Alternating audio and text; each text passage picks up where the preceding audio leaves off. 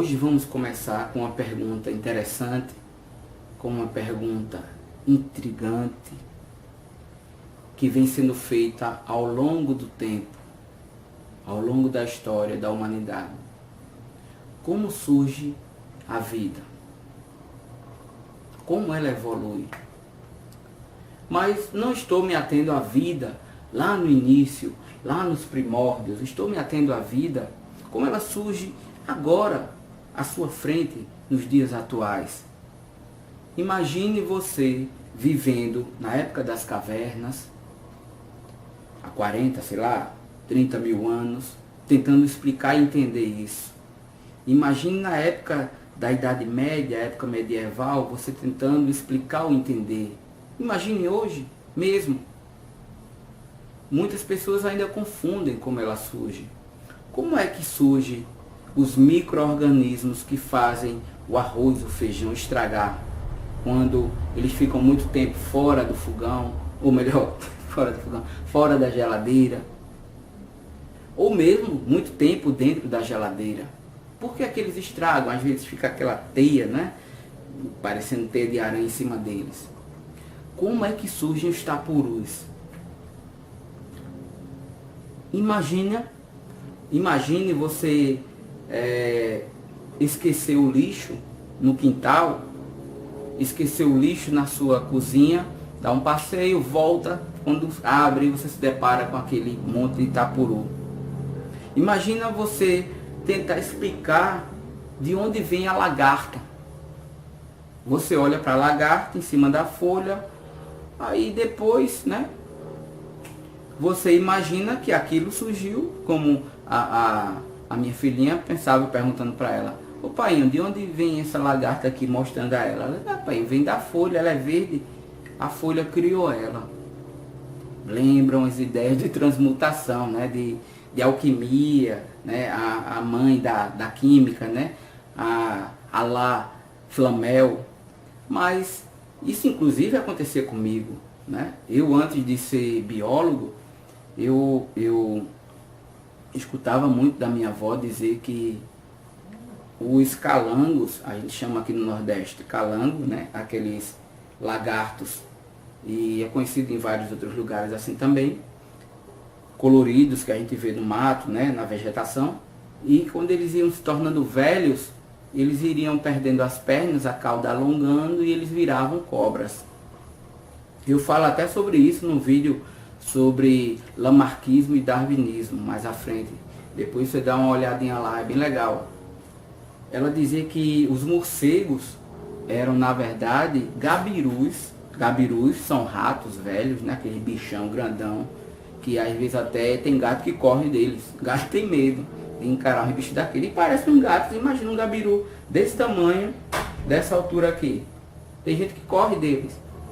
Ela dizia que eles se intocavam no escuro e adquiriam asas, o focinho sofria mudança, tipo um lobisomem, né? E eu ficava, caraca, tipo, né? Um filme de ficção científica, e acreditando e me imaginando, me colocando naquela situação. Eu, por exemplo, presenciei, não há muito tempo, a gente foi veranear na casa da minha irmã de praia, e uma semana antes de a gente vir para essa casa, cortaram a energia elétrica. Quando a gente chega na casa, que abre a geladeira, estava lotado de tapuru preto. Pensa, maior nojeiro, uma caatinga imensa. Foi bronca para limpar aquilo, né? Limpamos, e aí eu pergunto: de onde vieram aqueles bichos? Se a geladeira estava toda vedada, não tinha uma brecha aqui desse lado, nenhuma brecha desse lado, nas borrachas, tudo vedado, né? Todo. Fica complicado explicar naquela época, sem um conhecimento científico, baseado apenas na observação. A gente ia dizer: veio da carne, veio do ar. Anaxágoras, por exemplo, 500 anos antes de Cristo, ele propunha a ideia, o conhecimento, as informações, na verdade, elas eram disseminadas nas polis, né? Porque, né, o pouco entendimento que se queria ter era feito por famílias que tinham dinheiro e contratavam esses caras inteligentes, né? Anaxágoras era um pré-socrático, um filósofo. Então imagina, eu tenho dinheiro, eu vou chamar ele para educar meu filho, entendeu? Então o conhecimento era muito limitado à classe mais nobre. Então ele acreditava que existiam 4 elementos: terra, fogo, ar, água. Então ele propunha a ideia de que o ar continha sementes, e quando essas sementes atingiam a água, os animais eram criados. Quando essas sementes do ar entravam em contato com a terra, elas originavam as plantas, por exemplo.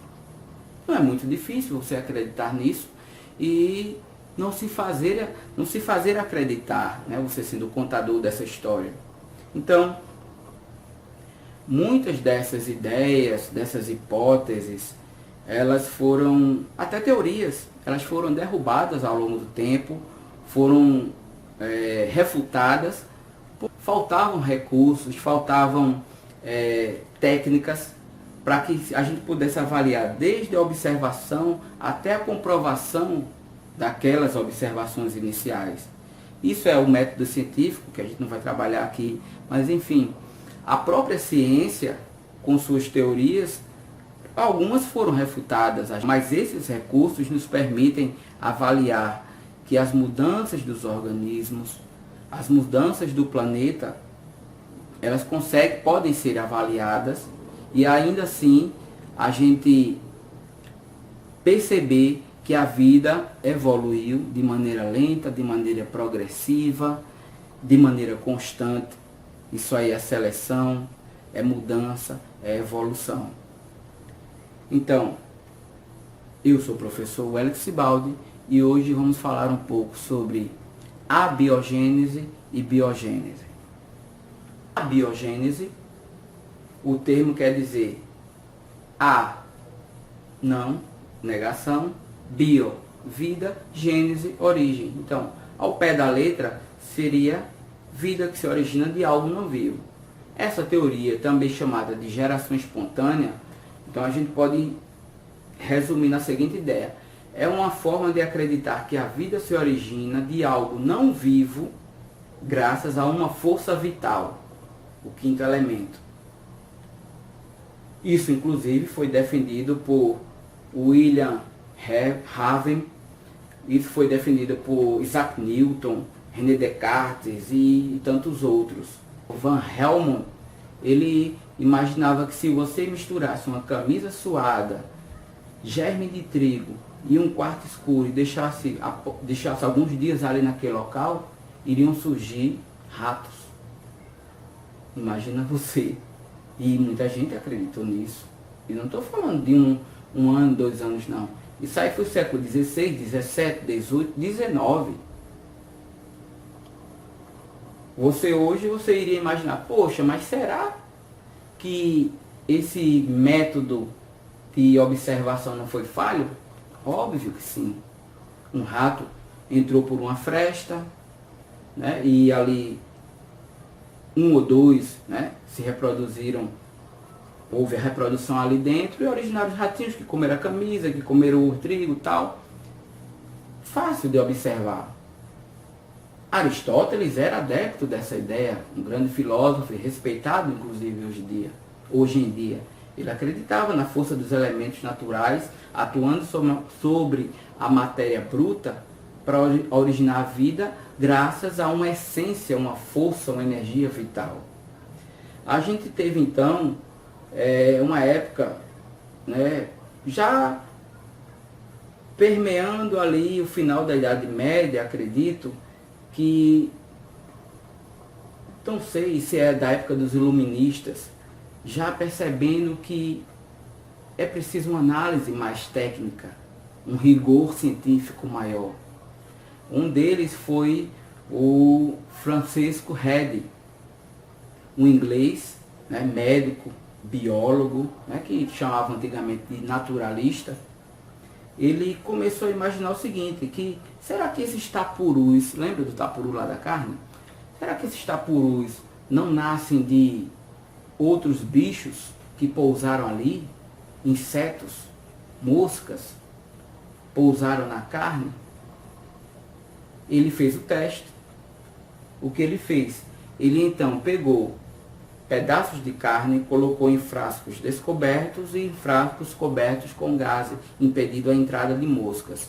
Após alguns dias, aqueles frascos descobertos apresentavam larvas e os cobertos não. Ele então deduz: aqui nasceu larva, porque essas larvas são descendentes dos ovos que foram postos pelas moscas que aqui pousaram para se alimentar e colocar seus ovos. Aqui isso não foi possível, mas a carne estava estragando. Um pouco, isso aí foi um baque para a teoria da abiogênese. Então ele queria propor o seguinte: um ser vivo surgiu de outro ser vivo. Essa era a ideia da biogênese. Biogênese quer dizer bio, vida, gênese, origem. Então, uma vida só se origina de outra vida. Um ser vivo dá origem a outro ser vivo. Um cientista, produtor de microscópio, chamado Anthony van Leeuwenhoek, ele começa a observar a presença de micro-organismos na água. E até então ninguém nunca tinha imaginado aquilo. Imagina, pela primeira vez, você perceber que existem seres que estão no ar. Estranho. Você não se dá conta de que grande parte das doenças, das mortes foram geradas por imprudência do ser humano.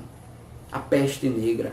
A peste negra era atribuída a pragas, a uma ideia de catastrofismo por deuses ou Deus que estava com raiva da humanidade, ou então por bruxas, né?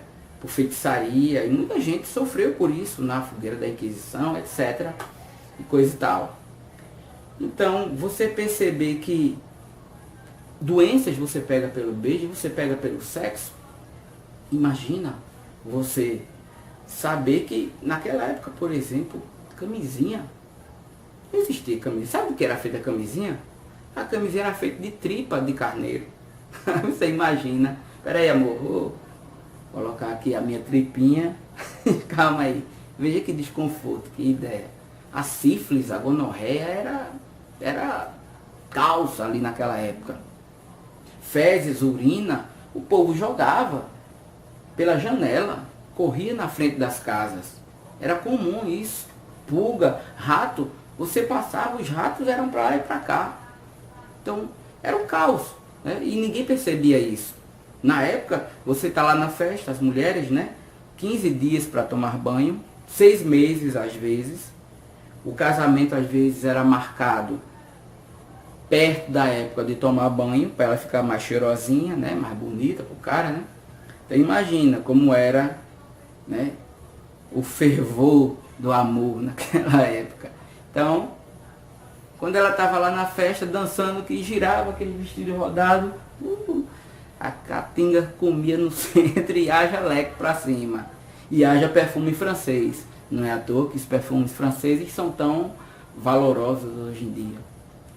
Mas enfim, voltando a essa ideia. Isso foi um baque. Porque se perguntava, Red, a carne não teve tapuru, mas ela está estragando. Esses micro-organismos vieram da carne, poxa. E a força vital do ar, atuando sobre ela, faz a vida surgir.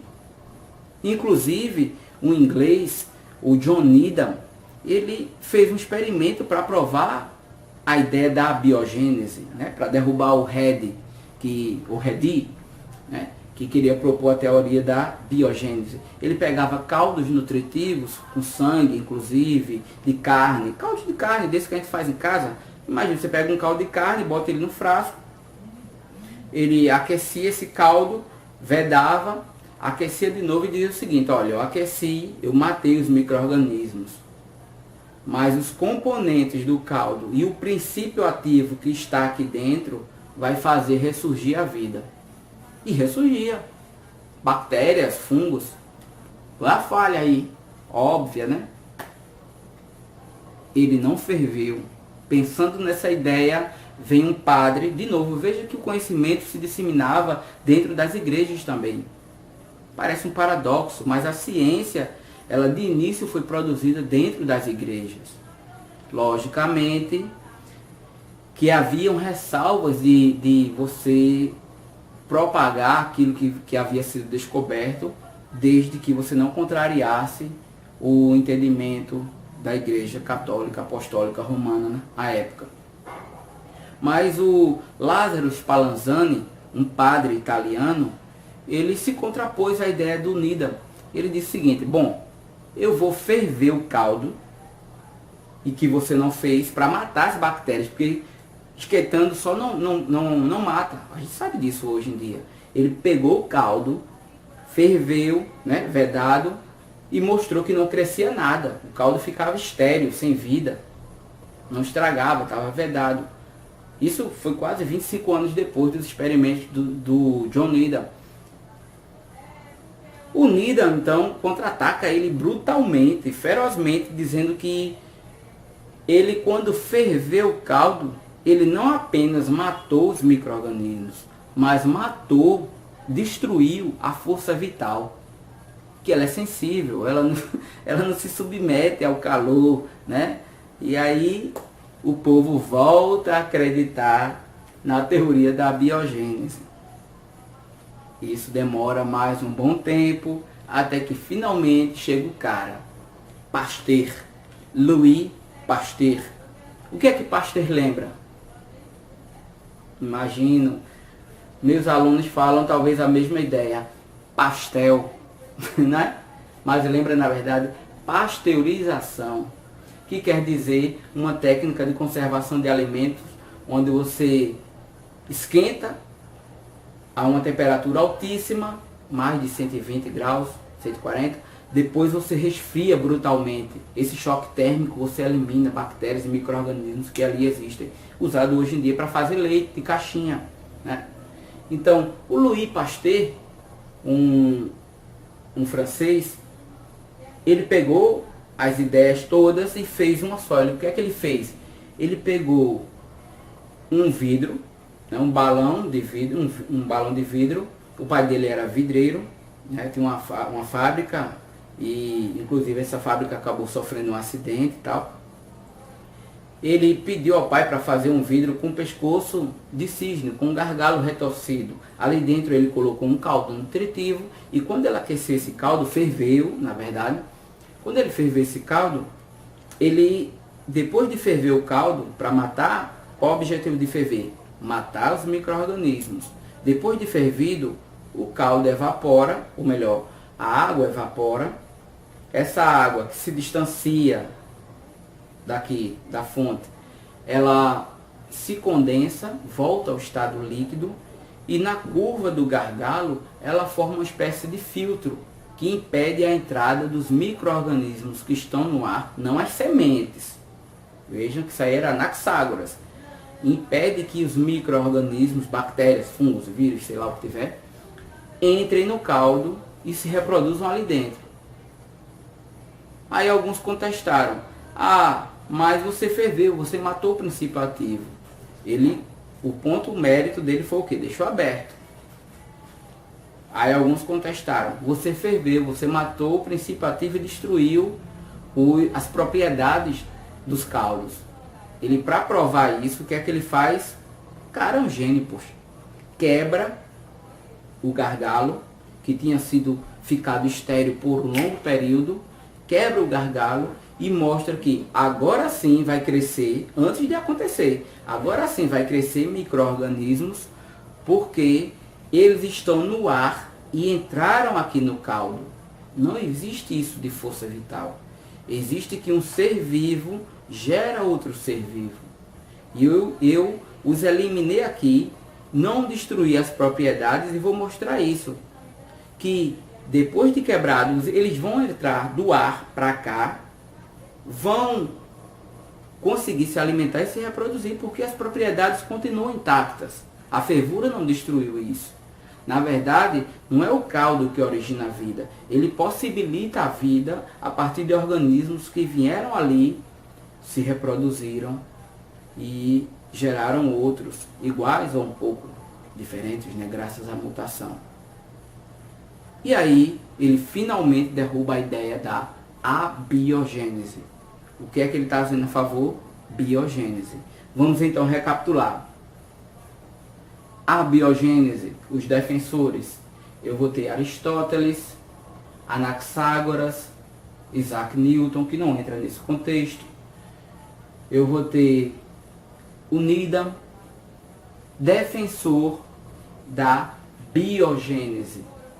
Eu vou ter o Spallanzani, que infelizmente foi contestado, né, por ter deixado os frascos fechados, e o Red, antes dele, que fez os experimentos da mosca, foi o ponto inicial, e finalmente o Pasteur, que com suas técnicas possibilitou inclusive a diminuição das mortes de gestantes e de bebês após o parto, porque naquela época ninguém pensava em lavar as mãos, em esterilizar os equipamentos médicos, né? Os equipamentos de proteção individual, que a gente chama de EPI, não existiam nessa época, não se pensava nisso, acreditava até que era imbecilidade pensar nisso. Então a ciência avançou bastante, graças a esses caras e esse cara, por exemplo. Agora eu lhe pergunto, e aí responda aí nos comentários, bicho de goiaba. Quem já comeu um bichinho de goiaba, hein? O ruim é você dar uma mordida e depois perceber, caraca, velho, só tá a metade. Não é tão ruim. A gente come, né, no exército, tapuru de coco e é uma delícia. Delícia, delícia, né? Filezinho. Mas a pergunta é melhor ver ele inteiro, né? Lógico. Bicho de goiaba, goiaba é? Responda isso aí nos comentários.